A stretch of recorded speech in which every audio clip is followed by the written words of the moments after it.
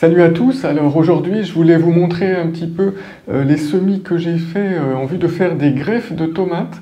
Alors le problème quand on essaye de faire des greffes de tomates, c'est de trouver le bon timing entre le semis d'un côté des porte-greffes et le semis d'un autre côté des greffons, c'est-à-dire les variétés qu'on va venir greffer par-dessus.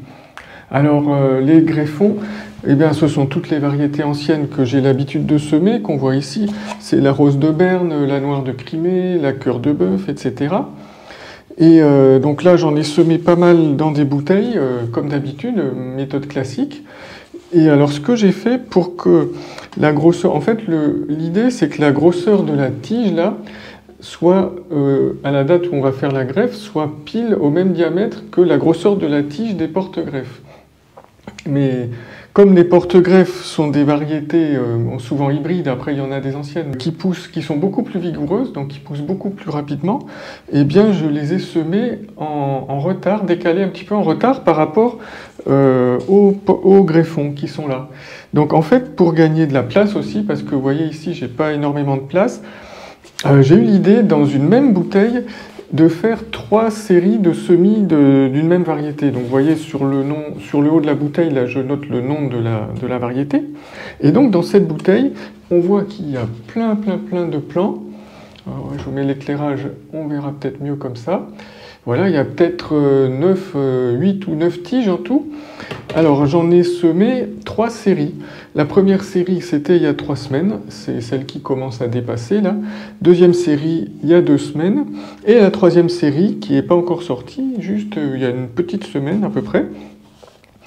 Et j'ai fait pareil pour les porte-greffes. Alors les porte-greffes, je ne les ai pas semés dans des bouteilles, mais je les ai semés dans des godets. Alors pour quelle raison ? Eh bien, c'est parce que on ne va pas pouvoir utiliser la fameuse technique de la bouteille pour les porte-greffes, parce qu'il ne faut surtout pas que le point de greffe se retrouve enterré sous la terre. Or, on sait que l'avantage des bouteilles, c'est qu'on va remonter le niveau du terreau à chaque fois, quasiment jusqu'à ras-bord en haut, et les portions de tomates de tiges là, qui sont enterrées, eh bien, elles ont la propriété de faire plein de nouvelles racines. Donc, ce qui fait qu'à la fin, au lieu d'avoir juste des racines dans le bas, on va avoir tout le volume de la bouteille qui est bien raciné. Donc, ça fait des plants très vigoureux. Mais avec la greffe, on ne peut pas utiliser cette technique. Donc, comme je vous disais, on n'a pas le droit d'enterrer le point de greffe.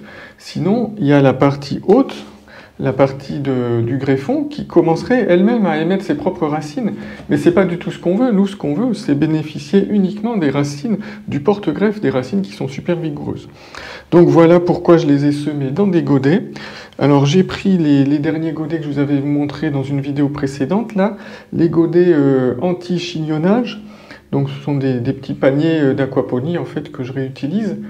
On peut aussi, tiens, il y a un lecteur qui m'a dit ça, utiliser des petits paniers qui servent pour les faisselles. Vous savez, les petits fromages là qui baignent dans du liquide, qu'on achète par 4 ou par 6, eh bien, ils sont fournis dans des petits paniers comme ça aussi, et j'ai un lecteur qui m'a dit qu'il faisait ses semis là-dedans.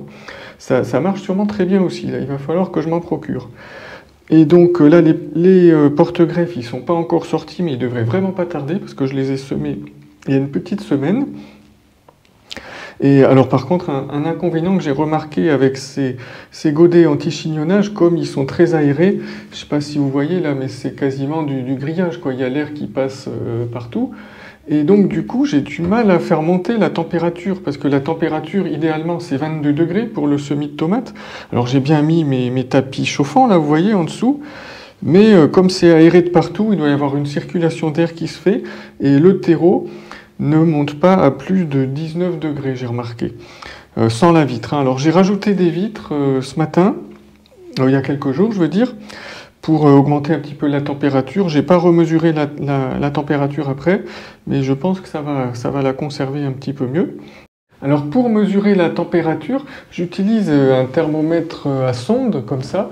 Je ne sais pas si vous voyez bien. Donc là, on a la partie avec l'afficheur numérique. Et ici, on a donc... tout ça, c'est une sonde métallique, pointue, que je vais piquer dans la terre. Donc si je regarde déjà la température de l'air ici dans la pièce, il fait 19,1 degrés. Après, si on regarde par exemple la température du terreau de celle-là, Ça monte 21,9. Voilà, 21,9, donc ça c'est pas mal. Et en fait, ce sont les LED ici qui chauffent un petit peu. Et alors, si on regarde ceux qui sont avec le tapis chauffant, là, donc j'ai mis une vitre maintenant, donc j'espère que ça va être un petit peu plus chaud que les 18 degrés. Voilà, donc pas besoin de planter beaucoup, hein, je le plante à la profondeur où est la graine, en fait, qui est de 5 mm. Ah oui, là ça chauffe, mais là on est à 23. 23,1, ça monte encore un petit peu. Voilà, 23,2, ça s'est stabilisé. Voilà, ben, ce que je vous disais, 22, autour de 22 degrés, c'est la température idéale de germination pour les tomates. Donc tout va bien. Donc voilà, donc l'idée, c'est que quand les porte-greffes seront sortis, on va les laisser pousser encore 2-3 semaines à peu près, jusqu'à ce que les tiges atteignent un diamètre suffisant pour être greffées. Donc moi j'ai acheté des petits clips de greffage qui font entre 2 mm et 2,5 mm de diamètre. Donc quand j'aurai les tiges ici de 2 ou 2,5, je verrai sur tous mes petits plants que j'ai dans les bouteilles lesquels font 2 ou 2,5 mm et je pourrai les couper et donc les greffer sans problème. Et alors c'est ma première année, enfin après une interruption, j'avais déjà fait un essai il y a 3 ans, mais on va dire que je recommence à zéro, donc c'est ma première année de greffage, donc je m'attends vraiment pas à avoir 100% de réussite du premier coup, hein. C'est quand même assez délicat, surtout après toute la période de confinement, etc. Donc déjà là j'en ai fait plus que ce que j'ai besoin, j'en ai fait 28 je crois, des godets avec des porte-greffes. Et donc si tout marche, tant mieux, mais j'y crois pas. Si j'ai 50% de réussite, ça sera déjà une super réussite, et peut-être que j'aurai que 25% de réussite. Donc j'ai prévu un plan B, c'est-à-dire que dans ces godets, je ne vais pas tous les couper, je vais garder quelques greffons, bon, qui seront plus des greffons, c'est un tort de les appeler greffons maintenant, ça va devenir des plants de tomates normales, ce sont mes plants de secours, qui sont là partout. Donc si jamais mes greffes ratent, ben, j'aurai quand même des plants ici que je pourrais compléter au niveau du terreau, comme d'habitude. Donc voilà, j'ai les deux techniques à ma disposition. Donc on verra ce que ça donne et puis je vous tiendrai au courant dans d'autres vidéos.